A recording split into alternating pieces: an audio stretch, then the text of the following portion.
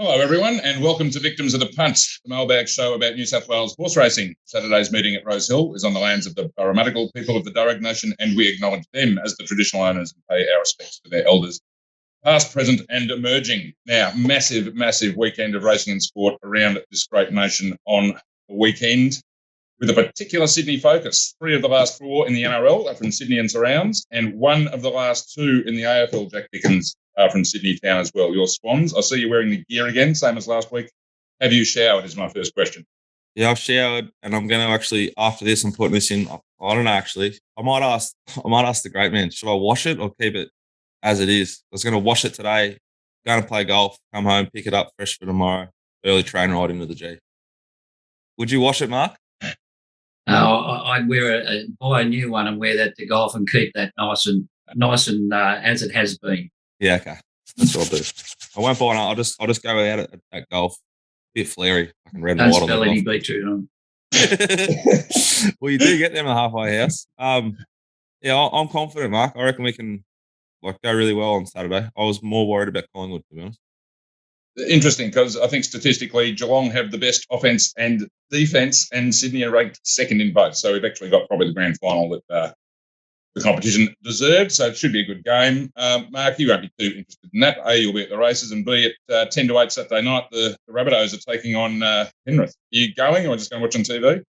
I think I've been the last 3 weeks, but I might pull the pin Homebush. I think we're in trouble personally. Got a few injuries and drop out. But anyway, I'll be watching intently. Do you reckon Parramatta can beat North Queensland? Yeah, I think they're a better team than North Queensland, but maybe their home ground advantage and the humidity might play to the Cowboys. But for my kick, I'm on Penrith and Parramatta are my best results. So Cowboys are just a square up. So I'm hoping for a Penrith grand final, actually. I've got the bunnies by the tail, sort of. There we go. Emotion's one thing, but cash is king. That's what we self-interest governs us all.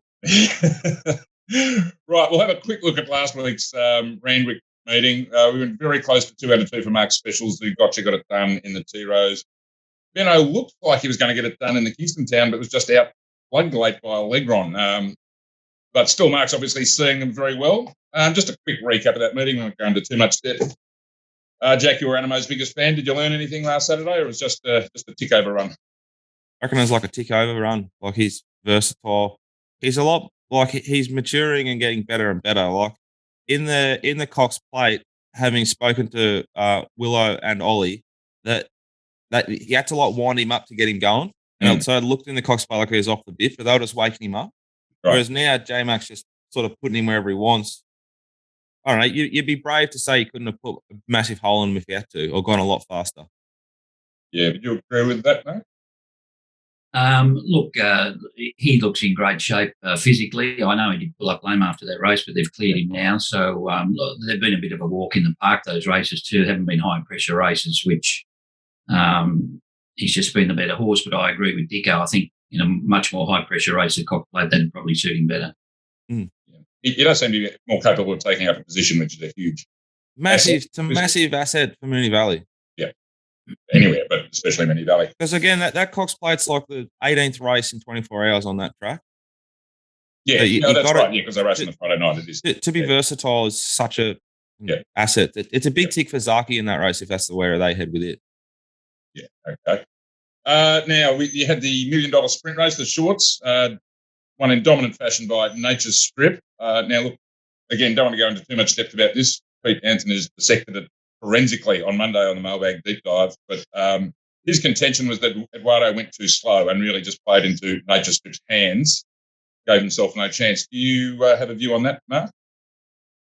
Well, I don't know how he's going to turn the tables in the Everest, because they did take a sit on him in the TJ last time, didn't they, and the Everest, and they didn't want to get in a speed battle with Nature Strip over 1,200 metres because he's probably a little bit suspect at 12 in that sort of company.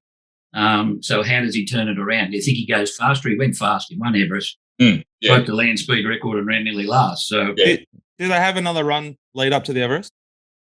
No, I think that'd be it. I think with the way he was so convincingly beaten that they'll just light him up. Yeah, because they sort of like concede defeat if they try and ride conservatively. So the only option is to just go bang. Big go for running second in this though. Yeah, That's true. I didn't think of that. Yeah. Yeah. But I'm thinking from a punter's point of view, where Yeah. if you're actually an owner, you're just run fourth, baby. Yeah. The race is dead and buried, though, isn't it? Surely. It's close to, yeah. Well, these are going to They'd have to turn up with one leg dangling off to get beat, wouldn't it? Yeah, he's airborne. He's absolutely fine. I disagree with Pete on that the slow early pace doesn't show where he's at. I mean, he's vulnerable first up, I thought. Obviously, he's taken no harm from the overseas trip. Looks magnificent, according to all reports.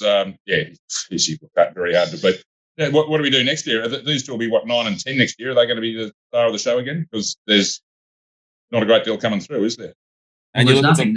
The crop's been very ordinary coming through, haven't they, Dicko? Well, you look at the Moya, and there's Coolangatta can't win the Moya, and it's the only young horse in the Moya. Otherwise, they're all B graders. Yeah. Just on the Moya, how isn't Malkovich shorter in that market? It started $11 to Eduardo the previous start, and you're getting sort of $20, $27, $31 in the Moya. That's a bet, easily a bet for me. Something to watch tonight. Yeah, it is. I mean, I suppose we keep thinning out the ranks of sprinters by retiring 3 all the time. It's going to happen. They don't even race on to 4, the sprinters, very often. Anyway, that's life. And just finally, look, I don't want to pop one of Mark's winners from last week, but are the 3-year-old fillies no good again? They seem pretty average to me.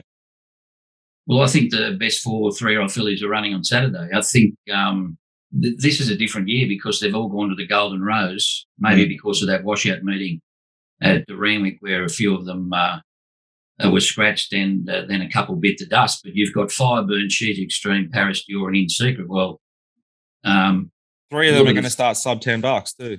Well, they're all better horses than G Gotcha, I reckon. Yeah, have to agree with that. So they're a different bracket of horse. Yeah, they are adding a bit of depth. I was a big fan of that Paris Dior Wing Beast Percy Sykes race in the autumn, but I've got a big question mark on it now, but you can't really deny what In Secret's doing. And, I suppose jury's still out a bit on Fireburn and She's Extreme, but they certainly add a lot of depth to this Golden Rose. It's going to be very interesting. Well, Fireburn looked disgraceful in the yard the other day, and he gave it 2 love taps in the straight. So I wouldn't be worrying about either of those two. Paris Dior was a bit disappointing in the wet. I know she won on the heavy track, but she's a big heavy type, and maybe that was an anomaly. That day she won, that was a sloppy track. You had rain through the day at Randwick. She's much better than that. Just before we drop off completely and get into the meeting, can I ask Mark, how do you think Paul Ailey trialled that Hawkesbury trial? I couldn't get anything out of that first trial in the mist, but it's a favourite in the Moya, and I wasn't sure how to read that Hawkesbury trial because it looked like it was against nothing. It was against nothing, but he still ran good time and looked to do it pretty easily. But as you said, a lot of times those Hawkesbury trials, they can stand out because the opposition's crap. But I think you'd have to say the way he trialled there, he looked to be going well. Yeah. Okay. All right. You might have noticed Rob Scurry not with us again today, but he will certainly be back on deck for his subscribers tomorrow, off another winning day on Wednesday. He is just in a rich vein of form at the moment. Get to the mailbag.com.au, download the app, get Rob's stuff from the yard. It is invaluable. He steered me into the last winner at Canterbury. I was going to back I was very keen to back Samut with a positive yard report. He said it looked, and I quote, shithouse, and the stablemate looked the pick, and I ended up on it and got the cap. So that's the sort of assistance Rob can give you. He is completely airborne, has been for a very long time now. Yeah. Right, I'll just should mention, I forgot to do this at the top, that this show is brought to you by Australian-owned and operated bookmaker ReadyBet. The mailbag Bloodstock, who, speaking of in a rich vein of form, mailbag Bloodstock certainly are that, and Punting Form, Australia's best racing database. So just to self-promote for a second about ReadyBet, we have specials every day of the week on all sorts of racing and sports. AFL Grand Final at P this week. We've got one of around the 2 key players at each end of the ground, Tom Hawkins and Lance Franklin, the Tom and Buddy special. Oh, big fun. One more year. So check out ReadyBet for that, and all your racing and sports punting needs will be covered. And I must say, with the public holiday yesterday, the one-off public holiday, Australians seemed to me to be in a punting mood. That was how they celebrated the life of the Queen, was by having a bet. It's what she would have wanted. Right, Jack, what have you got for us? I bought another horse last week, Exeter. heads to Gavin Bedgood, and we're going to roll a video of Gavin talking about Exeter, who he's got in his stable now for over a week. That'll roll now, and then we'll just kick on straight through. G'day guys, Gavin Bedgood here, Mailbag Bloodstock. They're doing a great job with the horses that they're buying and selecting. They've got 2 tried horses in my stable currently. Field of Roses, he's a dual winner already from the 4 runs that he's had for the stable. He's Metropolitan placed last Wednesday. Keats, he's had 1 start since arrival for a win. They're buying sound horses, they're doing their homework before they purchase them, and I'm really excited about their most recent addition in Exeter. Well, that's one way to keep the fluorescent yellow colours nice and cleanly all the way. Exeter won it by 4 lengths to Yellow Guru. Exeter for Damien Lake takes the lead. Punched down at 1. Exeter from the count, but Exeter 100 metres to go. Led clearly 2 lengths in front of Sig Positano, who's charging at Exeter, who's holding on, and Exeter won it. Mark, where do we start with the trials? Is this a blue blood?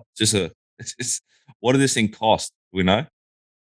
Actually, I'm not sure. Franco let Samantha miss. They might have. What's the over under? Mill? Sorry? A milli might be the over under market. Yeah, I didn't look that up. If it had gone through the sale, to tell you the truth, but it's like it's got a bit of ability. Not going to say it's a world beater, but showed a bit of promise with the trials anyway. So it's in the Singo colours, blue with white cross sashes, and does jump okay, and it's jagged back. In fact, it's had 2 recent trials and showed good gate speed on both occasions, but just jagged back in the early part of the trial to be smothered up on the rail.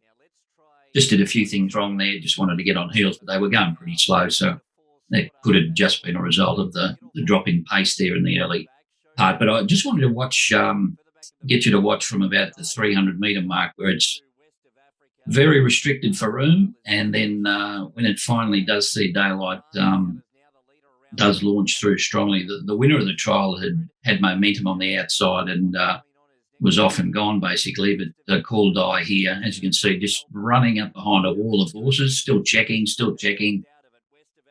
Finally gets a little bit of room there with about 100 to go and starts to dart through and finishes the trial off very strongly. So looks like she's got a little bit of promise and probably be suited by a little bit further later on. So that's the first of our trialers, Call Die, who's by Frank Aletta of the great mare Samantha Miss.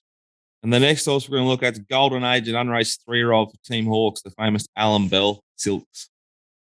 Yeah, well, this is a bit of a blue blood as well. I'm invincible out of first seal. I did make him a trial horse to watch when he had a trial a couple of months ago, and he was put away. The timing seems to suggest they're going to aim at some black type races, perhaps towards the end of the Melbourne Carnival or the start of the Melbourne Carnival into Sydney Carnival. But this is nominated for Wednesday at Rosehill, Golden Age, so goes straight to the front. Rolls along in front, looks a big, strong beast of a horse, and he does urge it along over the concluding stages, but I really like the way this horse stretches out, and looks like he's got plenty of power there in the body, big frame. Pikey gives him a bit of a dig up there, so I think he'd be ready to race if he does accept at Rosehill on Wednesday. Otherwise, have a look for him elsewhere. Excellent. Thank you very much for that, Mark, as always. Right, we've move on to Rosehill, the Golden Rose meeting, as we've touched on. Now, most importantly, Mark, you're our man on the spot, the weather. This is crucial. This is crucial. Now, a lot of rain was forecast yesterday, and as I understand, they didn't get as much as forecast. Is that right? Well, they had Armageddon 40 mil.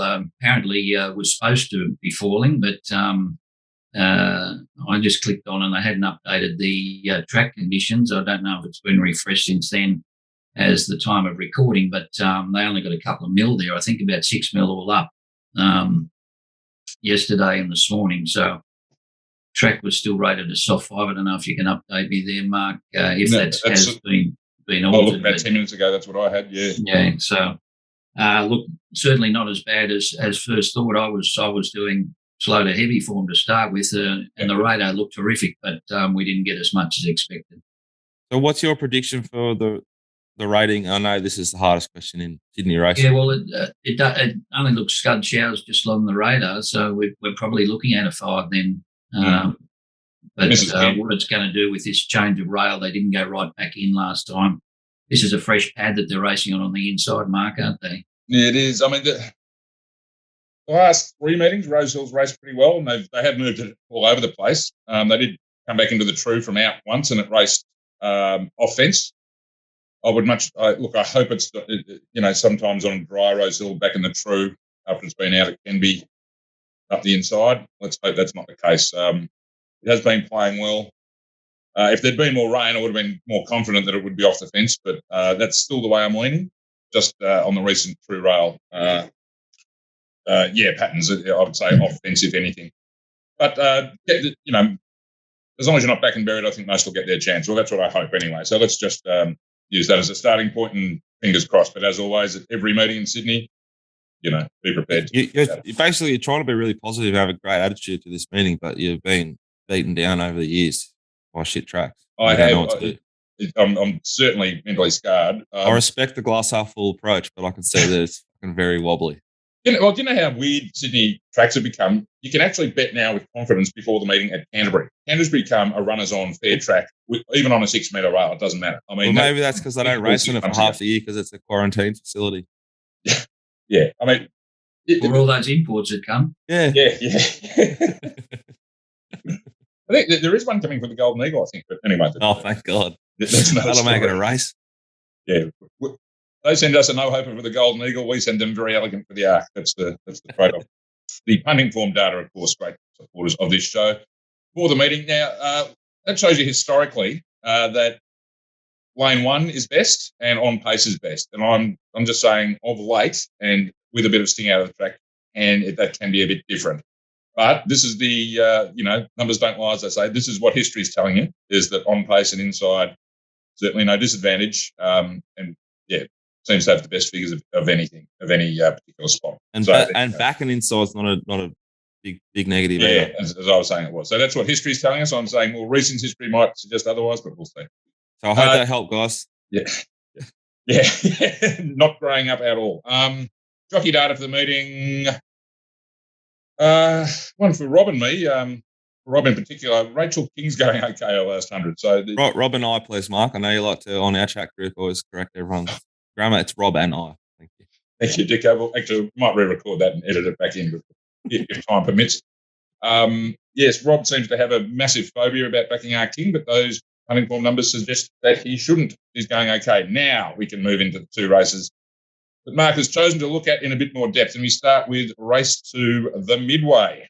Going a bit wide again, Mark. You got a winner on the highway the other week, so you're backing yourself in the Midway this time. I'll just read the main chances in Ready Bets Market. Number 1, Cruel Summer 10. 2, Oakfield Duke 650. 3, Mayrose 650. Down to number 6, Concocted at 850. Then down towards the bottom, 13, Verbeck at 850. 15, Coat at $4.20. Hopefully not using that word in the great cricketer sense of the word. And number 16, Cool Lad at 10. Mark? Please. I think you're with Coat. Can you elaborate on that, please? Yeah, well, he is going from maiden, so, probably the stats say it's not a bet because they don't often go from a maiden and win a Saturday race at their second start. But this horse ran in quite a number of group races last time in on those heavy tracks. And I just thought that this was a pretty good win the other day at Canterbury where he got to the front, controlled it, sprinted right away. There are a couple of boom horses in this race, but Coat just sprinted right away over the concluding stages. His overall time was really good. And I think that he sets up nicely for this race on Saturday. I thought Coat stood out too on the data. Like the win, although it sat on speed, was still really impressive the way sort of I look at the way they get home. I was concerned this morning when I went through it that was the heavy track might be a bit of a chink, and then we've done the weather report and it's not going to be a chink. I thought the other hope in this race was the 13 Verbeck, Bowman off, Shean on. I reckon that Kips Bay race is a better than average Midway. Yes. I don't really know what I'm talking about, but just you're right. Still looking at the numbers, and I thought he was very, very good when not suited. Kips Bay led, was like forward, and this horse was well back near last. So I thought it was a good run, Verbeck, and I'm probably back both. You're right. Yeah, well, there's another one in that race, the top one, Cruel Summer, who's been trialling really well. If they can run on from the back, look, he's drawn poorly, and he'll probably have to go back, I think. So you'll just probably have to watch the highway. But he's good on wet ground. He's good fresh. So he might be worth a spec if they can run on out wide in that race as well. Yeah. The thing that worried me about Coat was that this trainer brought My Truth from a Canterbury Maiden to one of these a month or so ago, and it did no good. But this horse is better than My Truth. I'm pretty confident in saying that. Did rate really well. Last 100, very impressive there at Canterbury. Down in the weights, deserved favourite for mine in this. So we move on. The other thing about it, Mark, is that Coat was scratched from Hawkesbury on the Saturday before the Wednesday, when it was a hot favourite, backed off the map because it had spread a plate and was a late scratching on veterinary advice. So he backed up only a couple of days later to do that. So maybe the incident wasn't as bad as Hawkesbury, but it does suggest that he still would have had some improvement, I would think. Okay, great. All right. Now we move on to Mark's second special for the day, and it appears in race 9, the Shannon Stakes, and I'll give you the main chances in Ready Bets Market. Now, number 2 is favourite Ellsberg at 3. 3 Kerwin's Lane 13, down to 7 Rustic Steel 650, 8 A Tissue at 850, 10 Surf Dancer at 5, 11 Old Flame at 5, and the bottom one, number 13, War Eternal at $8. Mark, what do you have for us here? Well, I'm going with Rustic Steel. Look, there were 2 unlucky runners in the Theo Marks the other day, Ellsberg and Rustic Steel. Both of them, as we roll the replay, Ellsberg's in orange colours about 5th, one off the rail, doesn't get a lot of room. Rustic Steel back on the fence in Tartan. Now, he drew wide and was dragged back to second last. He's drawn barrier number 2 on Saturday. I think he'll be on the back of the leader. So I think there's going to be a different run race. I think Ellsberg will probably try and lead from 1. So he'll get rolling, and I think Rustic Steel will be right on his back. As you can see, both horses pretty much untested over the last 200 metres. Yeah. I think that's the form line, and I think Rustic Steel, just at a bit better value there, will be much closer in the run. Didn't look great in the yard before that race the other day. I think he'll improve off that. So, look, I don't think there's much between them, but I just thought the value was Rustic Steel. I think that's pretty hard to knock, but I like Ellsberg with a jockey switch, and I think he leads, and I think that suits him. He'd be hard to beat for sure, no doubt. And the other horse I thought was worth a spec, but I wanted to get a little bit of a tip on the trial, was Mount Popper. Now, it started $41 versus Very Elegant in a Group 1 last prep. This isn't that race, and we're getting $26. If the trials, he won a trial at Hawkesbury, he got through the line behind Marzu at Rosehill. I thought just off of that, it's enough at that price to not be losing on it. What do you make of the trials, Mark? Just the barrier's got me a little bit worried with him. There's a lot of speed inside him early. You've got Ellsberg, Big Boy Roy, Surf Dancer. He was able to lead in both those trials, and he won't be able to lead here. So I'm just worried if he was flattered leading in those heats. I know he did trial okay, but he's certainly not going to get the same run on Saturday. And it's not Pike on. He was on last start, so I didn't have to. Nothing like that. Nice little drive-by there for Jack's favourite jockey. Right, thanks for that, Mark. 2 very promising-looking bets there for Rosehill tomorrow. Now, we can't let this meeting go without a touch on the big one. It's not that big. It's only $1 million. That's pocket change in Sydney these days. But for the day, it's the big one, the Golden Rose. It's a great race. It's a great race on the. It is a good race this year. I mean, it usually is, but it's a particularly good race this year. Anyone want to kick us off? I'm happy to go first. I had like 3 different sort of shots I was going to take here. So if it was a good track, which it is, I'll finish with that. If it was a very wet track, which I thought it was, I wanted to back Fireburn and She's Extreme off the SP profiles. And like Mark mentioned, and Rob Kit, just an average parade and no intent. And if it was like a soft track, then I think I would have leaned to In Secret. But with the dry track, well, like a good, decent track, I think Jacquinot's a very easy bet to have here. This horse doesn't run bad races. It killed after Cabin, who's favourite for the Caulfield Guineas. And I think Melbourne form might stand up for once. D Lane's riding really well. Mick Price and Kent Jr. have never been more airborne than they are. I just think the horse is going to run a big race and it should be shorter than it is, and I'm going to back it off the weather report Mark's given us at the start of the show. Mark, you going to have a bet in the race, do you think? Or? Well, the track has confused me here. I was expecting a lot worse than what had come up. I just thought Fireburn and She's Extreme were not really tested the other day. Both looked like, just out the back run home late wasn't their grand final. And I think this race and the Flight Stakes have been on the target for both trainers. In secret, bringing sectionals the other day. That's synthetic hoof filler, though. That's a little bit of a concern. Look, I was more towards fillies here, but I think I'll be guided by the way the track's played through the day and what might land in the right spot. Golden Mile's probably the one who's going to appreciate the track being not too wet. Was a big, heavy type. And, a dead 5 probably puts him in the picture, but he certainly didn't run anywhere near the sectionals that In Secret did the other day. Well, Golden Mile's actually the one I'm leaning towards. I just really like him as a style horse, and he just seems to be spiralling upwards, which just goes to show there are angles in this race. It should be a great betting race. Of course, yard will be critical as always, and track pattern will be critical as always too, but a really good race to have a bet in. Unfortunately, Jack, it'll be like, I think, during the third quarter of the grand final. So you might even not realise it's on, but you can catch the replay perhaps, on Monday or something when the celebrations have subsided. Anyway, Monday, yeah. That pretty much brings the show to an end. I'd like to thank Jack and Mark for their time. I'd like to remind everyone to like, subscribe, and hit the notification bell if you're watching this on YouTube. And, of course, get over to follow the mailbag on all socials and follow ReadyBet on all socials too. Come to ReadyBet tomorrow. We're going to be top odds a couple of favourites in Melbourne and Sydney over the weekend. Last week, the favourite I decided to take on was Nature Strip, and I was very, very wrong and got very, very stripped. So come and take advantage of me when I get one wrong. It's harder than it looks, isn't it? It is much I harder. had 3 horses in that staying race. They all ran the trifecta, and they're running at about the 800-metre mark on yours. So anyway, go South, go Swans, go. Bye Exeter. Bye for now. Let's go.